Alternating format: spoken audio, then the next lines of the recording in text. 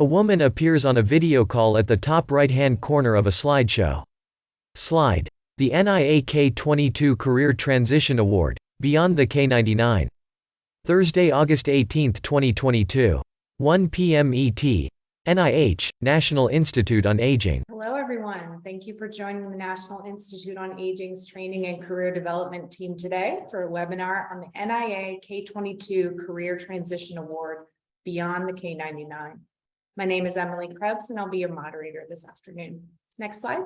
Slide. Agenda. A bullet point list and a picture of a woman writing on a whiteboard. In a moment, I'll introduce you to our speakers who will provide an overview of NIA's K22 Career Transition Award and how it compares to the K99 R00. After the presentation, we'll have a moderated Q&A session, so please feel free to submit your questions using the Q&A function in Zoom at any time during the presentation. This webinar also will have closed captions enabled for anyone who would like to view them during the session. Today's presentation will be archived on the NIA website and available for future reference. And we hope that you will share your feedback with us about today's event by filling out a short SurveyMonkey questionnaire at the end of the session. We'll share the link to the survey and some other helpful resources in the chat box throughout the event. And if you haven't already done so, we hope that you'll join our listserv to stay in touch about training and career development programs and opportunities from NIA. Next slide. Slide. Speakers. Pictures, names, and titles of 3 people. As I mentioned, my name is Emily Krebs, and I'm a Senior Project Director at Palladium Partners. It's my pleasure to be your moderator this afternoon and to introduce you to today's featured speakers. Dr. Jamie Lavig is a Program Officer with the NIA Office of Strategic Extramural Programs. As a Program Officer, Jamie helps manage communication with NIA's emerging researchers about training and career development opportunities. She also supports new initiative development and program evaluation. Dr. Saroj Regmi is also a Program Officer with the NIA Office of Strategic Extramural Programs. In his current role, Saroj provides guidance, administers funding, and offers networking assistance for small businesses to accelerate Alzheimer's disease and aging research. He also advises early career scientists on the K22 Career Transition Award program and the READY program. As a reminder, please submit any questions you have during the presentation using the Zoom Q&A function. And with that, I'm delighted to turn it over to Jamie to begin the presentation on our next slide. Jamie appears on the video call. Slide. Why seek career development? K. Awards. A bullet point list and a picture of a group standing together and smiling. All right, thank you so much, Emily. I am excited to be here today to talk to you all about the K22 as well as the K99 as transition awards at NIA. And I'll start with sort of a big picture question of why should you seek career development funding from the NIA or the NIH? So career development awards, or K awards, provide funding for protected research time and allow you to continue developing your skill sets. These awards can also foster early independence as you pursue a faculty career, and they can be really great for attracting additional funding or research support. So there are a broad range of career development, or K awards, available from the NIA. And today we're going to focus on 2 of these, the K22 and the K99, which are both transition awards that are aimed at postdocs. Slide. What is a K99 R00 award?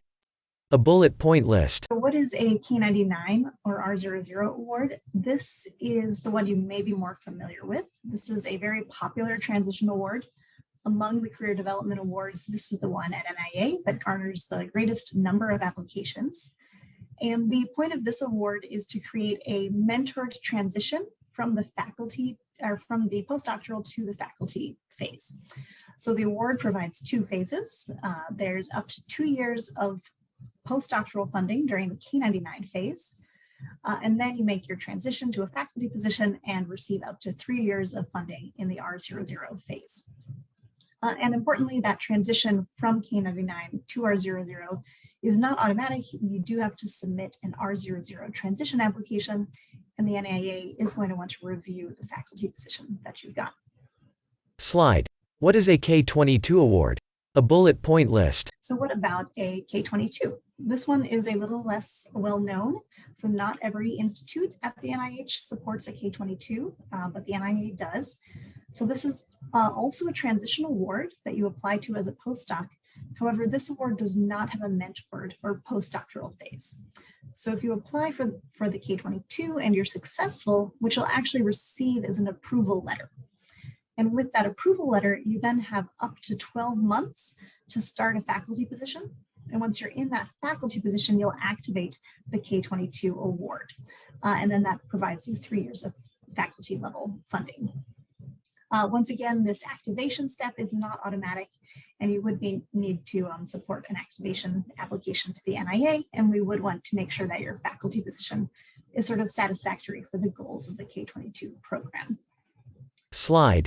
K99 versus K22. Text boxes with features of both awards. So let's compare these two side by side. So one of the big points of difference is in the eligibility, and I'll go into a little more detail about the eligibility of K99 versus K22 in a moment.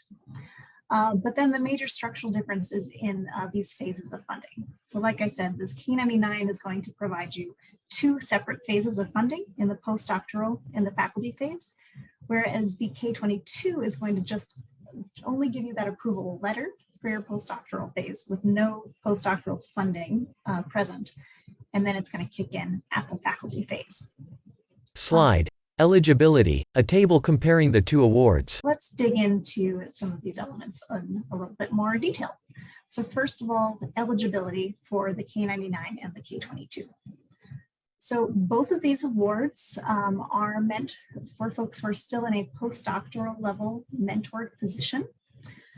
So you can't already be an independent faculty and apply for these awards. However, that doesn't mean that you have to have a job title that literally says postdoc. So as long as you're doing mentored research in someone else's lab, as long as you don't, you're not eligible to apply for your own independent funding, you can be eligible for these awards. So that might include job titles like postdoc, but it could also include certain research scientist positions or instructor positions. For both of these awards, they are postdoctoral awards, so you do need to have a doctorate degree, either a Ph.D. or an MD or a similar clinical doctorate degree.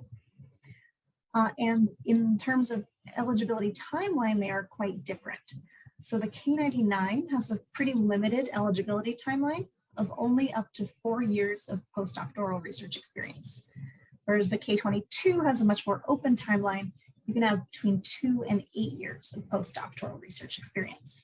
And that's really related to the fact that the K22 doesn't provide that postdoctoral training phase. So this one is really meant to get you directly into that next faculty position without any additional postdoctoral research time. They also differ in terms of citizenship requirements.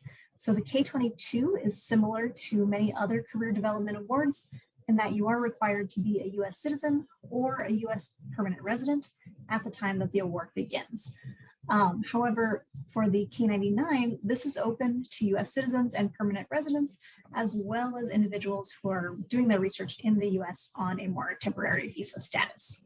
So the K99 is more limited in timeline, but more open in terms of citizenship requirements. Slide. Support, a table comparing the 2 awards. All right, so once you've successfully gotten your K99 or K22, what kind of support will they give you? So they do differ at this point as well. So as I mentioned, the K22 is not going to provide any funding at that postdoctoral phase, whereas the K99 will fund your salary at up to $75,000 a year, and it will also provide up to $25,000 a year in research costs in that postdoctoral phase, which is a 1 to 2 year phase. Then at the junior faculty phase, the K99 can provide a total cost of up to $249,000. And it's up to you then how you want to distribute that between your salary and your research budget. And then coming out of that $249,000 will also be indirect costs that go directly to your R00 institution. The K22, on the other hand, is going to provide a set salary of up to $100,000 per year, and then set research costs for up to $50,000 per year. And the indirect costs going to your university are also specified at 8%. So at the faculty stage, overall, the K99 R00 is going to provide you more total research funds. Slide. K99 and K22 opportunities supported by NIA, a table with a list of awards. All right, and so there are several different K99 and R00 awards supported by the NIA. So I want to just make sure you're aware of these different awards. We have a single K22 that we fund, and that is a specific NIA K22. And then for the K99, we participate in the parent K99, which is a sort of pan-NIH award. And we also participate in several other K99s that are more specific. So these other 4 K99s are all targeted at diverse populations. So they're only available to postdocs who are members of a group that's underrepresented in the biomedical sciences. And they each have a different scientific focus. So we have a couple of them that are focused on Alzheimer's disease and related dementias. We have one that's focused more broadly on neuroscience. And then we have the Mosaic, which is a really interesting award that, once again, it's targeted at diverse populations, and it comes with a cohort element. So folks who receive the Mosaic undergo career development training in a sort of cohort-based model. And this award is really for folks who are putting in some effort towards enhancing diversity and equity in the biomedical sciences. Slide. Timeline, a table titled Standard NIH Due Dates. So once you've decided which of these awards you want to apply to, you'll want to start thinking about your timeline of preparing your application. So all career development awards, including the K22 and the K99, have 3 application cycles per year. So that means there are 3 due dates per year in February, June, and then October. And then once you submit your application, like let's say you were going to submit it for this upcoming cycle in October, it does take several months before your application undergoes review. And then several months after that before it kind of gets final approval, assuming you're successful, and so that you can start your award. Then if you aren't successful in that first round, you are able to submit a resubmission, and the resubmission due dates are about a month later than the initial submission due dates. So it is a long timeline, and you do want to be planning ahead, especially as you're thinking about your faculty transition. Slide. 2 timelines titled K22 and K99, with dates labeled Apply, Review, Award, and Faculty Start Date. So we've kind of laid out the different timelines of the 2 awards here, so you can try to figure out which one is the best fit for you. So in this example, let's imagine that you are going to apply for this upcoming October due date for either the K22 or the K99. So for both of these awards, if you apply this fall and you're submitting an initial submission, your application is going to get reviewed this winter. And then assuming that you were successful for the K22, next summer you would receive that approval letter. And you would then start a 12-month clock. And within those 12 months, you would need to start your faculty job and initiate that K22. So the K22 is a good option for somebody who's looking at going on the faculty job market this year, or somebody who thinks that they will be starting a faculty job sometime between next summer and summer 2024. Meanwhile, the K99, assuming you applied at the same time, you underwent review and were successful, what will happen there is that in next summer, summer 23, you would get awarded the K99 Postdoctoral phase. And then you'll hold that K99 phase for 1 to 2 years of additional postdoctoral research. And so you'll be wanting to start your faculty job, not in summer 23, but no earlier than summer 24 and all the way up to summer 2025. So the K99 is going to be a good option for somebody who's maybe not quite ready to go on the job market this year, or who's maybe going to make sort of a soft run at the job market this year, and you're not expecting to really start that next job until late 2024 or 2025. Slide. The K99 4-year eligibility window, a bullet point list. And one thing that we get a lot of questions about is the 4-year K99 eligibility window. So I want to make sure everybody knows that this eligibility limit applies to both initial submissions and resubmissions. So make sure that you apply early so that you have time to get in a potential resubmission before that 4-year eligibility limit hits in.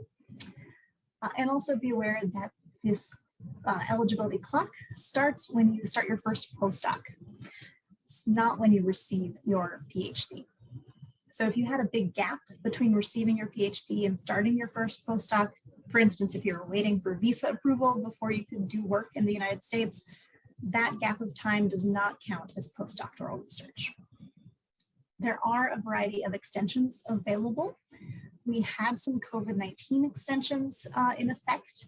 So if you hit your 4 years of postdoctoral experience this year in 2022, you are able to receive an extension so that you can apply up through the October-November 2022 due dates.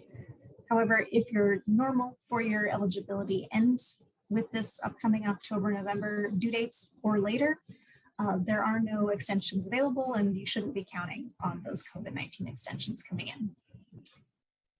The NIH does provide a 1-year extension of this 4-year clock for anyone who's had a child born during the postdoc. So if that's your case, go ahead and reach out to my office and just let us know your child's birth date and we'll issue you an extension letter. Additionally, you can get extensions essentially for any time that you've spent not doing postdoctoral research. So if you've had time off due to medical leave, family leave, perhaps a visa renewal delay, maybe time spent doing clinical work and not doing research, all of those would allow you to extend that clock. And if you think one of those might apply to you, just reach out to us and we can get you that extension letter so that you can take advantage of your full 4-year window. Slide, NIA Research Divisions, a bullet point list. And then finally, before I hand you off to Saroj, who's going to go into some tips about applications, I do just want to talk a little bit about the NIA itself and what kind of research we support. So the NIA is divided into 4 scientific divisions, and all 4 scientific divisions do support both the K99 and the K22. So when you send us in your aims looking for some feedback, we're going to send it around to one of these 4 scientific divisions to give you feedback. And so that includes the Division of Aging Biology, which is really interested in the basic biology of aging as well as preventive strategies. There's also the Division of Behavioral and Social Research, which is interested in individual behavioral processes as well as societal level influences on the aging process and on the health of older adults. We also have the Division of Geriatrics and Clinical Gerontology. So this is our division that looks closely at how we care for aging adults and how we care for diseases related to age. So they support a lot of clinical research or research focused on the caregiving process. And then we have the Division of Neuroscience, which is broadly interested in the aging brain. And then they, of course, also have a very special focus on Alzheimer's disease.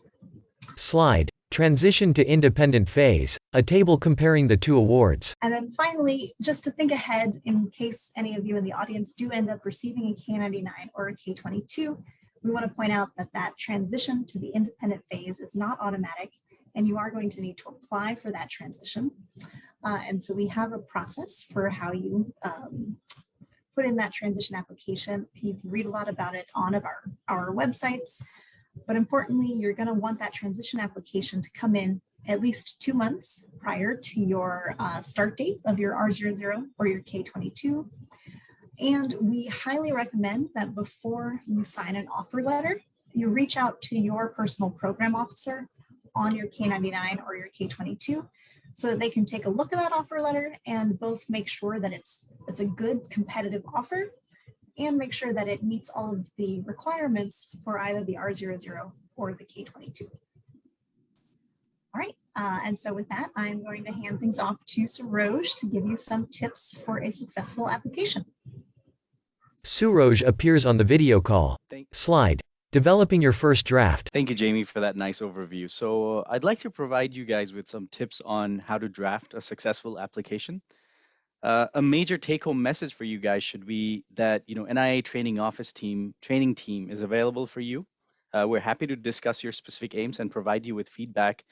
We do, however, ask that you do so at least 2 months before the due date, and we can also help you find the right funding opportunity for you. So please do not hesitate to reach out to us via email at niatraining@mail.nih.gov. Next slide. Slide. Consult NIH reporter and sample applications, a bullet point list and a screenshot of a search page. A really useful tool at your disposal is the NIH Reporter. It's a database that you can use to search for previously funded projects. It's really nifty if you want to know, if something in your area has been previously funded by NIA in the past. The database contains all NIH-supported research, and it's updated on a weekly basis. The other great tool for you is the sample NIA applications, K99 applications. So NIA has curated a sample application wherein you'll find the original submission that was not funded and a second submission that was in fact funded. So you'll be able to compare the summary statements and also applications and get an idea of reviewer comments. And so these links will be provided to you. Next slide. Slide. SF424 Application Guide, screenshots of the guide. Another nifty, useful tool is the SF424 Application Guide. This is a really great resource. You should use this guide if you have any questions about the submission process. You'll be able to do a keyword search on the document, which is what I do when I'm providing advice on some of the funding opportunities. And you'll be able to understand, the application questions and how to fill. The annotated application forms are also available, which lays out how the application form looks like and what each question means. And both the links will also be available to you on this PowerPoint. Next slide. Slide. Advice on applying for career transition awards, 3 text boxes. An important advice is, it's important that you think about your career, development plan. These awards are called career development awards for that reason. So research plan is really important, but so is the career development aspect of it, as well as thinking carefully about the panel of advisors. You and your postdoc advisor should both explain your plans to transition to independence. And this becomes especially critical for K99 because it is a mentored career transition award as opposed to the K22, which is not mentored. You also need to describe both the postdoctoral and independent portions of your research plan. And as it is highlighted here, apply early, allow time for resubmissions. Next slide. Slide. Start early, a bullet point list. So start early, read the funding opportunity announcement and make sure you understand all the requirements of the funding opportunity. Talk to your university to learn about, the equipment you'll have access to, about the facilities and all the resources. Don't forget to obtain letters of support from collaborators.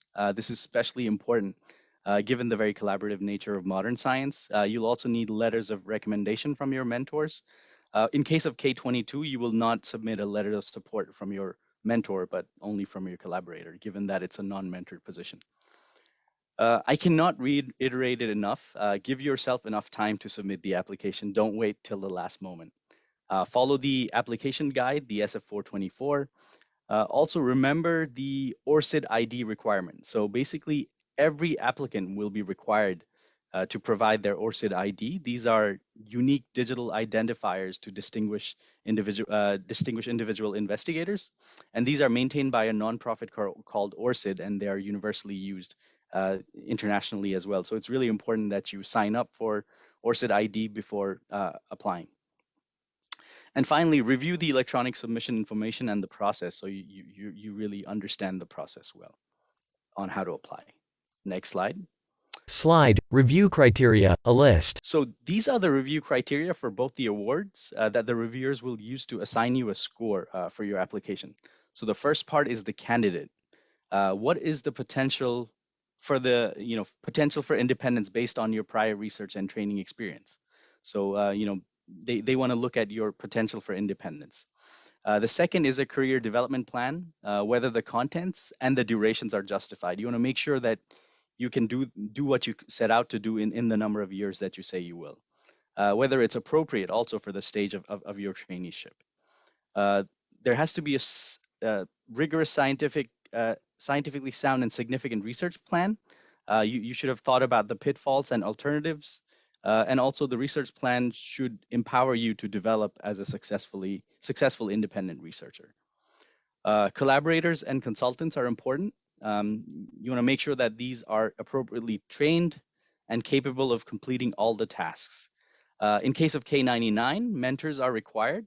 Again, that's one of the differences between K99 and K22 is that K22 is non-mentored. So the emphasis on a K22 would be on the collaborator and consultants, whereas mentorship would be a key aspect of the K99. The environment, does the scientific environment contribute to the probability of success? Have you described facilities to adequate detail? That will be key as well. Next slide. Slide, research strategy, a bullet point list. So research strategy, you need to address all the review criteria clearly, and you need to provide, adequate background information. These reviewers are subject matter experts, but it is important that you provide, enough level of background for them to understand what is it that you're trying to do. You want to provide a detailed technical plan on how you plan to carry out the specific aims.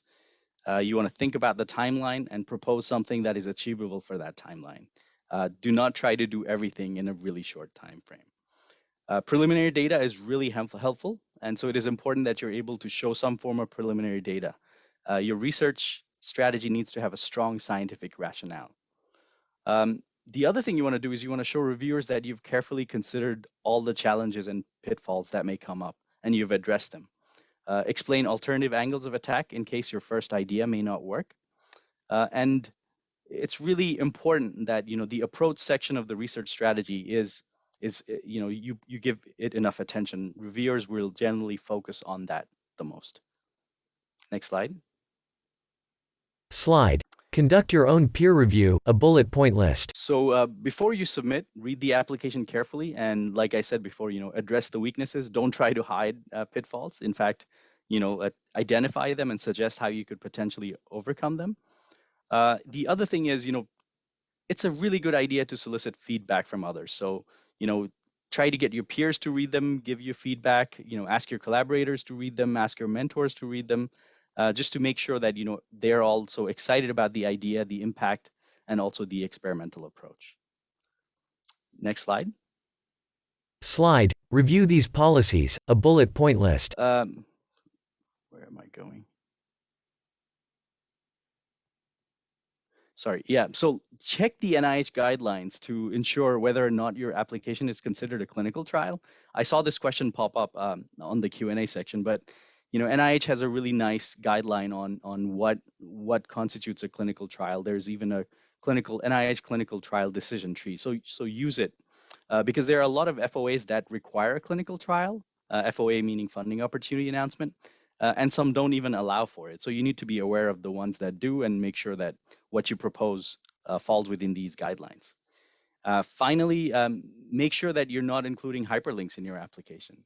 NIH has a really strict policy on hyperlinks, so you want to review them carefully prior to applying.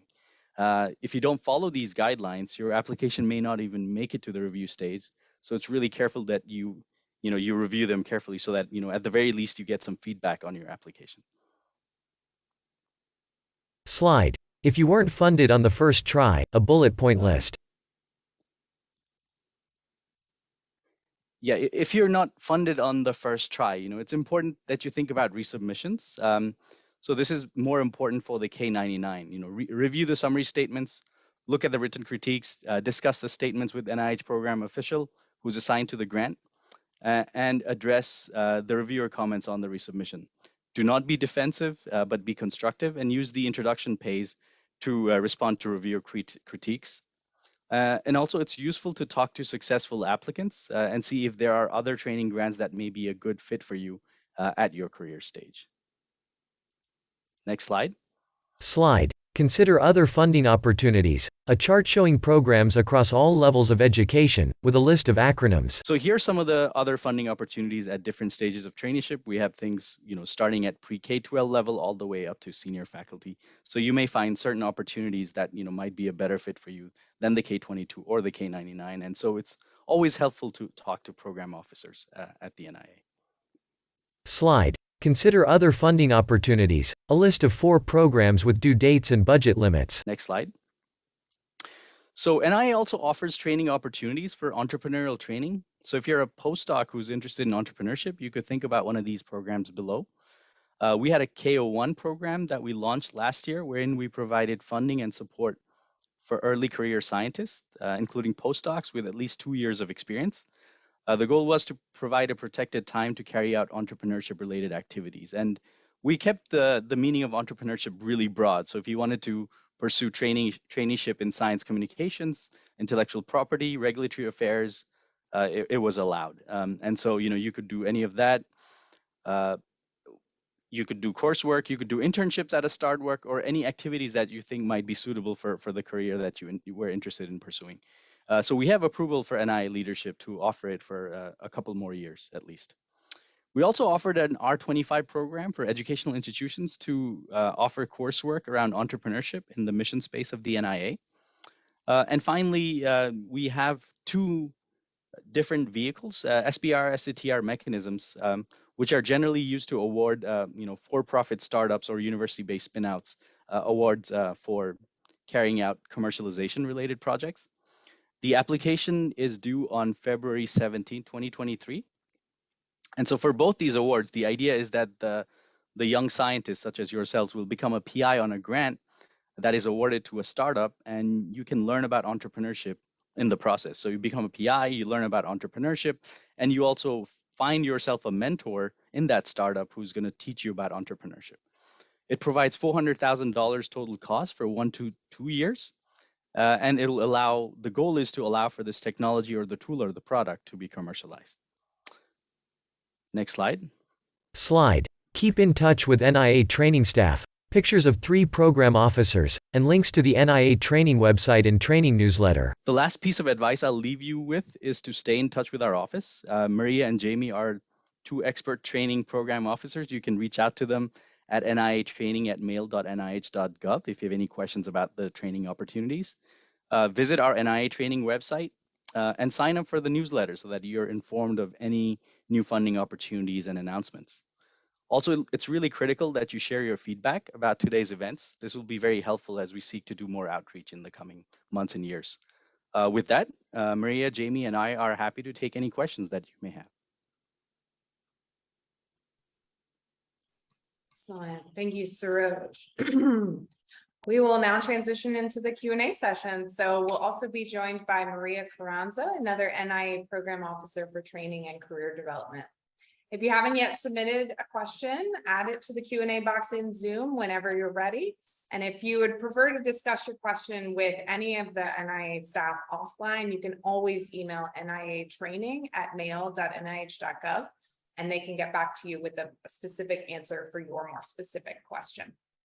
The slideshow disappears. All the speakers appear on the video call. All right, I'm going to kick it off with our first question that came in from the Q&A box. Can you clarify how tenure track equivalent is determined, particularly for institutions or departments that may be moving away from tenure? How is that handled? I think Maria is probably the person who handles those questions most closely in our office. Absolutely. So the requirement for both the K99 and K22 faculty positions is that the position be tenure track or equivalent. In simple terms, that equivalency is determined on a case-by-case basis. However, a good rule of thumb is if the institution does not provide tenure to any one of their employees and not just you, then that may be considered a tenure track equivalent position. But for more specifics, we would have to examine your case, so you're welcome to contact us. Thank you. Thank you, Maria.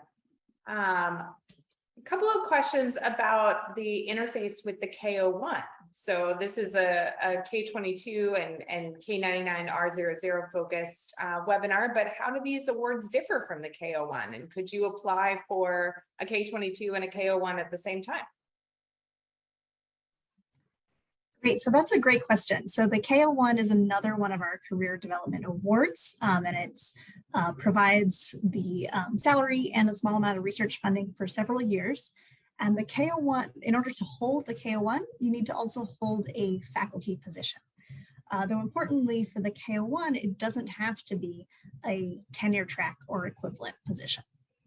So you can apply for the K01 as a postdoc or as a non-independent researcher, but by the time the award kicks in, so about 9 months after your application date, you are going to need to hold the faculty position at that point. So if you are a postdoc who maybe already has an offer letter in hand for a faculty job, or if you're in that negotiation phase, getting really close to it, the K01 can be a good choice because you can activate it once you've got that faculty position. Or if you're looking at potentially getting promoted to a faculty level position within your own institution. So if they're looking to promote you to a assistant research professor or promote you to an instructor level, these types of titles, even if they are not tenure track, would satisfy that faculty level requirement for the K01. Excellent.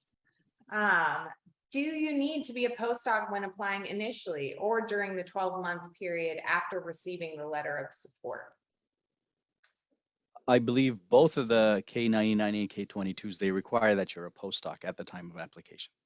So, for the K99, the rule is that you have to be within the 4 years of your postdoc. For K22, we don't have that rule. So you would have to be a postdoc at the time of application. The K22 does require 2 to 8 years of postdoctoral research. So if you're a very early stage postdoc, then the K99 is going to be a better option than the K22. Somewhat related, will receiving the R00 end an early stage investigator status for that applicant? No. So we invite you to explore the early stage investigator status frequently asked questions and policies on our website, but the answer is no. The R00 does not end your ESI status. I'll throw this one over to Saroj. How much preliminary data is needed for the K22 and the research plan? Do you propose what you want to do, or do you include some of what you're finishing up as a postdoc? Yeah, so in your research plan, given the fact that you're at that transition phase for the K22, you want to propose what you will carry out during the final year of postdoc, as well as what you plan to do. So, you do want to show that, what you are proposing has a scientific rationale. So to that point, you want to show some preliminary data that demonstrates it. Great, that's helpful. And for that K22, how do you consider and describe the environment and facilities available for the application? It seems that would be dependent on where you end up as faculty. So, how do you handle that part of the application? Yeah, so, for that specific part, for the K22, you focus on that, that 1 year phase wherein you talk about, the facilities that you have to carry out that transition part of the application, because you will not know what kind of educational institutions you'll be going to, for when the award kicks in. Great. Can I apply for a K22 and a K99 for different projects on the same cycle? That's a great question. So at the NIH, generally, there's a rule that you cannot have 2 applications under review at the same time if those 2 applications have overlapping aims. So in theory, you could submit at the same time separate a K99 and a K22. However, those projects would have to be non-overlapping. So you would really have to have 2 separate research projects in mind. So I think that is a pretty unusual case that somebody has 2 ongoing, fully developed, but also fully separate research projects. What you could instead do is do one after the other, right? So if you were to say submit your K99 first and you got back some reviews that were not great, once you receive your summary statement from reviewers, at that point, your application is no longer considered to be under review, even though NIH hasn't made a final decision at that point about whether they're going to pay or not pay your application. But since it's no longer under review, once you've gotten that summary statement, you are free to resubmit the same or very similar or overlapping aims. So at that point, you could decide to either resubmit your K99 or submit a new application as a K22 or even a K01, for instance. Great. Can I transfer some of my K99 application package pieces like reference letters to the K22, or are the applications totally separate? Each new application requires new submission of reference letters and letters of support. And while reference letters may be potentially the same from your referees who are not directly involved in your application, you want your letters of support to be tailored to the specific application that you're submitting them for. So please take care of that and to not make it seem like you're recycling your letters, because that would cause a not favorable impression. Thank you. Somewhat related, can I reapply for a K22 if my K29 is not funded? Are there any limits on reapplications across the award type? Yeah, I think Jamie kind of touched upon that. So, you could get that initial, feedback, and K99 does end at that, you are only able to apply within that 4-year time frame. So you could, take some of that learnings from reviewer feedback and then apply a fresh K22 based on that feedback you get, definitely. Yeah, but importantly, like Saroj said, that would be a fresh or new K22 application. So it wouldn't be resubmission, sort of in the NIH's parlance of what a resubmission is. Great. All right, shifting gears a little bit, for the K99 and the specific K99 to promote diversity, what are the considerations you should have when selecting one of those? If you're technically eligible for the diversity award, would it be better to apply for that in all cases, or would you recommend sort of a different approach to thinking through that choice?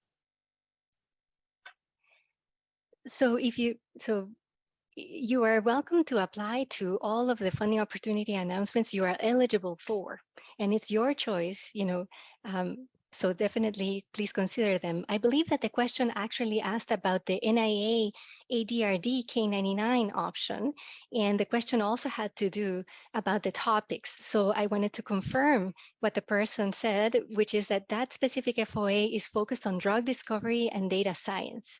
So if your research topic is not drug discovery and data science, then the parent K99 or the Mosaic K99 or some of the other options may be a better option for you just because of the research topic. We are happy to answer your questions individually if you email us to our email that was shared. Thank you. Great, thank you, Maria. You actually got 2 questions, 1 answer. That was awesome. Are the support numbers that were shown in the presentation for per year or across all years of each stage of the award? So those were annual per year numbers, and that's typically what you're going to see on NIA websites as well. Great. With the exception of the READY programs, in which case, if you're wondering about the READY ones, then those are, for the phase 1, those are per total only. Excellent. Okay, for the K22, will you get scored on first submission and then have an opportunity to resubmit and respond to comments similar to the K99? So I believe resubmissions are not allowed for a K22. So you would submit another application again. Great. Another K99 question regarding the main mentor for that. Does it need to be someone from that applicant's university, or is it possible to have a primary mentor that might not be at the current university, such as a researcher outside of the US?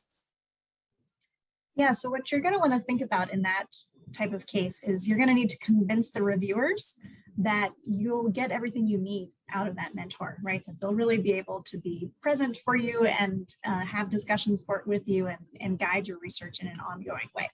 So certainly the most sort of typical or traditional method is to have your primary mentor be the person in whose lab you're working as a postdoc. But I think people can be successful with other arrangements. You're just going to really want to make the argument for the reviewers that this is the right person to mentor you, and they'll be able to do that. And a really important tip there is when your mentor writes their own mentor letter as part of your application package, they should really mirror the same language that you use, right? So if you say that you're going to be meeting with them to discuss research twice a month, they should also say that they're going to be meeting with you to discuss research twice a month. So reviewers want to see that you're on board and your mentor is on board, and the two of you agree about how this relationship is going to look during your K99 phase. Excellent. And you can have more than one mentor, is that correct, for the K99? You can have more than one mentor, and indeed it's recommended to have more than one mentor, and to make sure that you have enough mentors to kind of cover all of the pieces of expertise that are going into your K99 project to then prepare you for the R00. However, reviewers do like to see that one mentor is really kind of primary and really thinking about your personal career development. So you do want to sort of identify who that person is and make sure that reviewers know that you've got that worked out. Excellent. All right, shifting gears a tiny bit, going to go back to Saroj. We have some excitement around Ready and the opportunities coming out for that. Do you have any recommendations about thinking about a K22 research project that might fold into a Ready proposal later?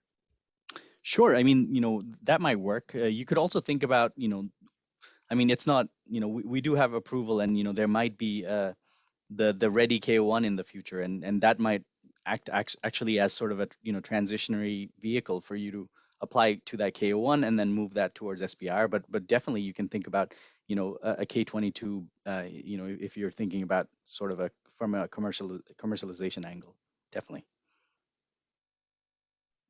Excellent. Could you briefly describe the resubmission process? What's the limit, and is the process the same for K29 and K22? It sounds like K22 doesn't follow a resubmission. So thinking a little bit about that K99 experience once you decide to go for the resubmission. Sure. So in terms of timeline, before you can resubmit, you do have to finish the review process. So you do have to receive your summary statement. And that typically takes about 2 review cycles. So for instance, if you submit a K99 this October, you won't have undergone review in time to resubmit this winter, but you will be able to resubmit in the summer. So the earliest you can resubmit is 2 cycles afterwards. The latest you can resubmit, there is a maximum NIH limit of 37 months between initial submission and resubmission. But in reality, most likely your real limit is that 4-year eligibility limit for the K99, right? You can resubmit one time, and the benefit of the resubmission is that reviewers are able to see the old reviews and the summary statement and what those reviewers recommended. Often it's the same or an overlapping group of reviewers from one submission to resubmission. And you're able to give this sort of 1-page response to reviewers. So that's really helpful so you can really point out exactly what you've changed to respond to those reviewer concerns. So after that one time, if your resubmission still wasn't successful and you still have time on your 4-year clock and you want to try again, you can come in with a new application at that point, but you can't do a second resubmission. So on that new application, you can take all of the knowledge and everything that you learned going through that submission process twice. However, the reviewers won't be looking at your old summary statements and you won't have that response page. Great, thank you. Can you apply for a K99 if you're graduating in May 2023, so less than a year from now? You are going to need to have your doctorate in hand by the time you apply for a K99. So you are going to have to wait until you get your Ph.D. Great.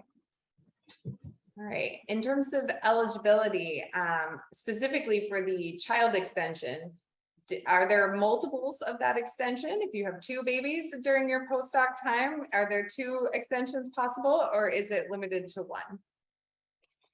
So for the K99, you can only get 1 childbirth extension, which is a full 12 months, a full year. However, for your ESI, your early stage investigator status, which is something completely different that does not apply to the K99, In that case, you actually get an extension for each child. So we encourage you to look at those guidelines and to make sure that your early stage investigator status is up to date. Thank you. Great, thank you, Maria. One slight add-on to that, for the documentation and the letter for that, do they happen with the application or after the applicant is successful? Correct, and you mean for the childbirth extensions. Yes. So the funding opportunity announcement recommends applicants to contact us at least 12 weeks before your submission so that we are able to provide you with that letter and you are able to attach it to your cover letter on your application. So please contact us as early as possible if you require an extension letter so that we can provide it. Thank you. Right, my position, not mine. This person's position title is research assistant professor, but it is not independent. And they have confirmed eligibility for the K99. Would that also make them eligible for a K22? The answer will be yes, but in both cases, the K99 and the K22, it is incumbent upon you as a candidate to include in your application evidence that your position is not independent, and that evidence is usually a position description from your institution that denotes this position as non-independent research-wise. So please include that in your application to dispel any doubts that may come from your position title. It's all about the position description. Thank you. And just to confirm, does the faculty position need to be tenure track, or is research track also acceptable based on that position description and the specifics within? So the R00 faculty position and the K22 faculty position must be tenure track or equivalent. However, for a K01, you could have a research faculty position that does not necessarily have to be tenure track. Thank you. Okay. Do K22 applications go through your postdoc institution's Office of Sponsored Programs? Yes, they do. Since you haven't identified your K22 faculty position yet, you should submit it from your current postdoctoral position. Excellent. Okay, another timing question. If I'll hit the 2-year mark of my postdoc in January 2023, am I eligible to submit for the October 2022 cycle, or do I need to wait for the February 2023 submission after that 2-mark postdoc milestone has been met? So for the K22, that's the one that requires you to be in that window between 2 and 8 years. So for the K22, you're going to need to wait until you hit your 2-year mark to submit that application. For the K99, you can be from 0 to 4 years. So that one is open. Okay. Do we have any general stats around the K99 and the K22 in terms of applications and acceptance rates? How many applications we tend to see per cycle, average number of awards per cycle, anything like that to give a little bit of color to the numbers? Sure. So career development or K award success rates are publicly available on the NIH Reporter, and we can share the link to that site on the chat for you to check out. And there it is. Jamie just put it. Thank you. Another good question on the childbirth extension. Are males, I imagine fathers, but could also be another situation, are they considered eligible for that extension on the K99? The answer is yes. Please contact us with the details and we'll be happy to provide that letter. Excellent. All right. I think I'm coming to the end of my questions here. Does the financial status of your primary mentor matter when you're applying for the K99? For example, do they need to have an active R01 grant? So there are no specific requirements for how well funded your K99 mentor should be. However, reviewers are going to want to see that you're in a position that is supported, that's not sort of a tenuous research position. So it does matter to be in a, I guess, a comfortable research environment. That is correct, but that funding could be private funding as well, other federal agencies. It doesn't have to be NIH, and there is no specific number of research grants that your mentor needs to have. Great. In terms of the non-resubmission for K22s, do you still receive a summary statement with comments on that submission to potentially improve a new submission down the line? Yes, you do, and you can use that for, you can submit it as a new application using those, those reviewer feedback, if you're within the 2 to 8 year timeline. Great. For that K22, are there any maximum number of letters from collaborators and other letters of recommendation that you can submit with that application? I don't believe there's any maximum. I mean, you do want to make sure you want your letters to be relevant, right?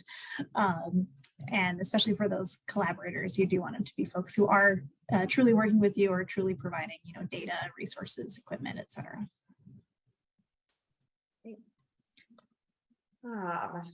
Let's see. I'm just making sure we've caught everybody. The primary mentor can be from another university and even from outside the US, as long as they have an established and clear relationship, mentor and mentee, that you can demonstrate in the application. Got that one? Yes, and I do think in those cases, it's probably beneficial to also have a secondary mentor who's at your own institution, who you'll be able to access with ease. Right? Okay. Well, I think we have come to everything on our list that isn't super specific to anybody, which is helpful for the large group. We somehow have 4 minutes left. So just in case, if you're here, you've got a question in your head, please feel free to throw it in the Q&A. But I'll give Saroj and Jamie a chance to note anything from the questions or just anything in general from today that you feel like that's the main point or two that you would really leave people with. I can tell you one is going to be contact NIA training at mail.nih.gov, where this team is here to help you and make sure that you are as successful as you can be in this process. We know that NIH funding is not the simplest and clearest thing to achieve, and it takes real work and effort, but it is very valuable. The work to get it as well as the work funded by it are both very valuable. So definitely reach out to this team if you have any questions about your application. Hopefully do it with a good amount of time so that this team can also provide you with that strong support. Saroj, Jamie, anything, and Maria, anything that you would particularly like to leave the group with today, top of mind? I think you covered it. We're here and start early. Those are the biggest answers. Okay, I'm going to take a quick look here. Here's another couple of questions. We'll just hit a couple of these. How do you decide between an R21 or a K22? We haven't hit that particular award type combo yet. That would entirely depend on your career goals. If what you're looking is to transition into a faculty position from a postdoc, then the K22 is certainly your choice if you're within the eligibility window. The R21 is a research project grant, so you would have to confirm with your institution that they are willing to support you in applying and managing that grant if it were awarded. But it does not necessarily require a faculty position. It does require institutional support. So you'd be welcome to check with your Office of Sponsor Research on that. Thank you. And since it is a research award, the R21 is not limited to US citizens or permanent residents. So if you're outside of your K99 4-year window, and you're not a US citizen or permanent resident, the K22 is not an option for you, and nor is the K01. So at that point, you might want to think about the R21 or the R03, which is another small exploratory research grant. Excellent. It sounds like since the K22 doesn't have a resubmission, what you learn from that, if you have an unsuccessful first submission, is really just to go with a new application and learn from the feedback from the reviewers. Is there really any difference between that and the resubmission process that happens on the K99? Or is it basically 6 of one and half a dozen of the other? So I think it is very valuable in your resubmission to have this introductory level or letter where you're directly responding to the reviewer's concerns. You're able to really kind of connect the dots to the reviewers and say, okay, here's what you didn't like before, here's what you asked me to change, here's how I fixed it, right? And you can imagine that if you're able to really demonstrate to reviewers that you fixed everything that they asked for, then they tend to be sort of positively inclined towards your application. So when you're coming in with a K22 and a new submission, you use that advice just to make your application better, but you don't have that opportunity to like really directly connect the dots for the reviewers. Excellent. Well, I'll throw one last question in here. If August marks 3 years of postdoctoral training, do you have an opportunity for a K99 resubmission for an application made in February, or should they go with the October cycle to have room for resubmission? Yeah, I think I'm doing the math right, that you're going to need to hit that October cycle, which will give you a time to reapply next June or July if necessary, before your eligibility runs out next August. If you waited to submit your first submission until February, you wouldn't be able to get in any potential resubmission until next October. It's always, your resubmission is always 2 cycles behind the initial. Great. Okay, well, it is 2:01, so I'm going to go ahead and wrap us up.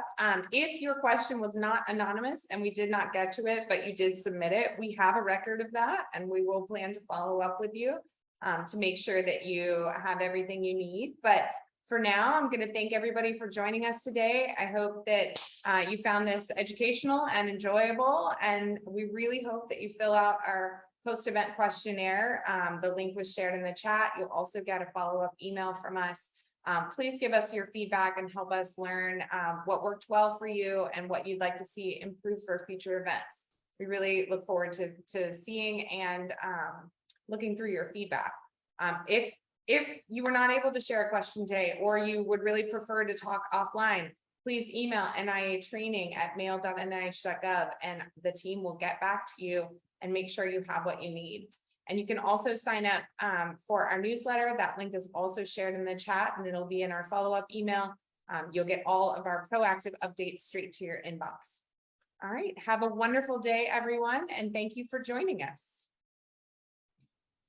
Thanks, everyone. Thank you.